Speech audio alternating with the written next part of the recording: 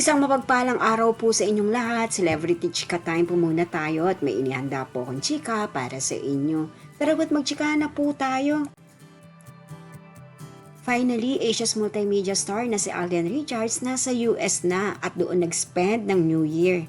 Yes, mga makaselebrity chika time, yan po ang ichichika ko sa inyo na lubos rin po ang usap-usapan sa social media ng mga netizens, lalong-lalo na nga po ng mga followers at supporters ni Alden. Abay, magkakasama na po ngayon sa US ang buong mag-anak ng Fort Corazon family. Bago po tayo dumako riyan, nais ko po munang batiin mga timbahay, team abroad at mga seniors natin dyan. Shout out po sa inyong lahat at happy Monday po.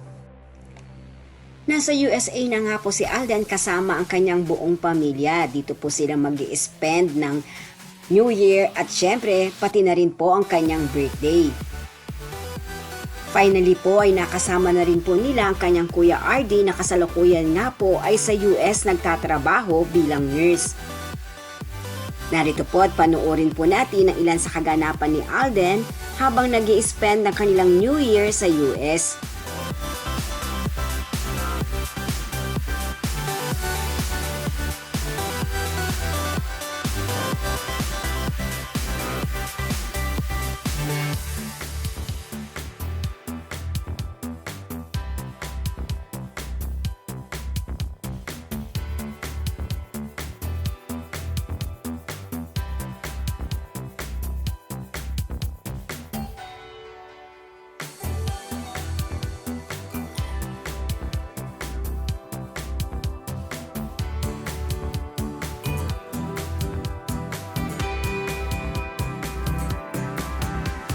So ayan nga po, very well spent po ang New Year's Day ni Alden dahil kasakasama po niya ang buong pamilya. Talaga naman pong dinayo pa nila ang kanyang Kuya RD sa USA.